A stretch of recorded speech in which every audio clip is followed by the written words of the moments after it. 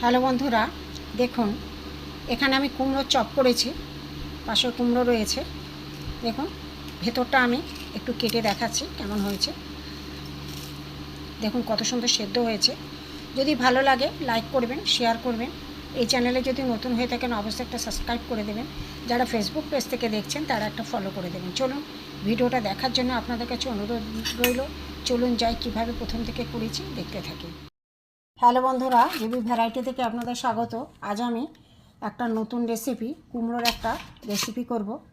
প্রথমে কুমড়োটা, এতটা কুমড়ো দেবো না আমি, কুমড়ো হাফ আমি প্রথমে ছাড়িয়ে সেদ্ধ করে নেব। দেখতে থাকুন। কুমড়ো আমি ছাড়িয়ে নিয়েছি, নিয়ে সেদ্ধ করে নেব। জল দিয়ে দিলাম, কুমড়ো জলে সেদ্ধ করে নেব। সেদ্ধ হতে থাক বন্ধুরা, দেখাচ্ছি পরে। এখানে ধনে, গোটা জিরে, গোটা ধনে, গোটা জিরে, শুকনো লঙ্কা আমি শুকনো খোলায় একটু আমি ভেজে নেব।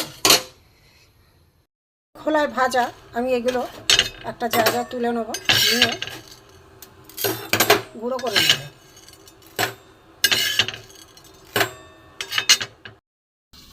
প্রথমে আমি বেসনের একটা ব্যাটার তৈরি করে নেব। কিছুটা আমি বেসন নিয়েছি।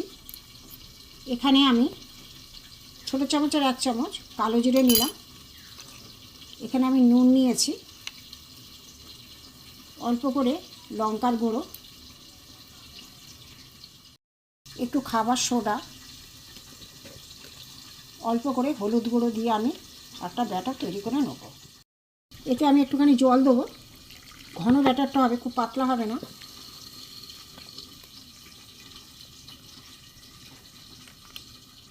ব্যাটারটা একটু ঘনই হয়েছে দেখুন। এবার আমি একটু করে ভালো করে ফেটিয়ে নেব। এখানে আমি কুমড়োগুলো সেদ্ধ করে নিয়েছি বন্ধুরা, একটু ভালো করে চটকে নেব।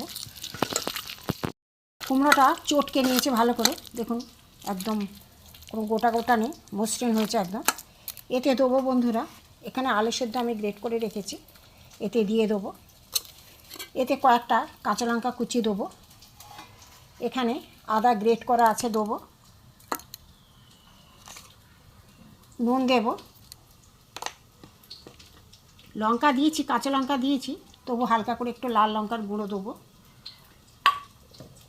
এতে একটুখানি হলুদ দেব, অল্প একটু হলুদ দিই। এখানে আমার ভাজা মশলা আছে, ভাজা মশলাটা আমি দিয়ে দেবো, দিয়ে আমি চটকে মাখবো। কুমড়ো চটকে নিয়েছি, আলু সিদ্ধ গ্রেট করে নিয়েছি। এখানে নুন, হলুদ, গরম মশলা, চাট মশলা, এখানে যে গুঁড়ো মশলা সব দিয়ে আমি একটা চপের আকারে করে নিয়েছি, এখানে রেখেছি। এবার আমি এই বেসনের গোলায় আমি দিয়ে দেবো। ব্যাটারটা একটু ঘন করতে হবে, নাহলে পাতলা হলে হবে না। এবার তেলও গরম হয়ে গেছে আমার, দেখুন আমি আস্তে আস্তে এতে ছেড়ে দেবো।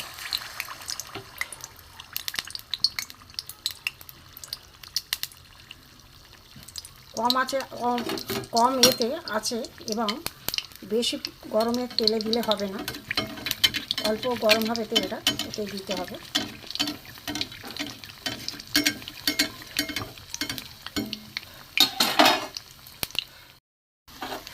এবার আমি একটু উল্টে দেবো এটাকে।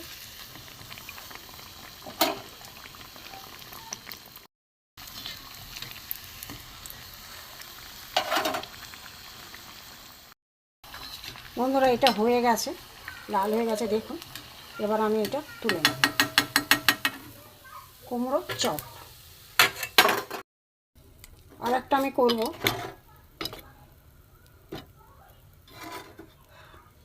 তেল আমি দিয়ে দেবো।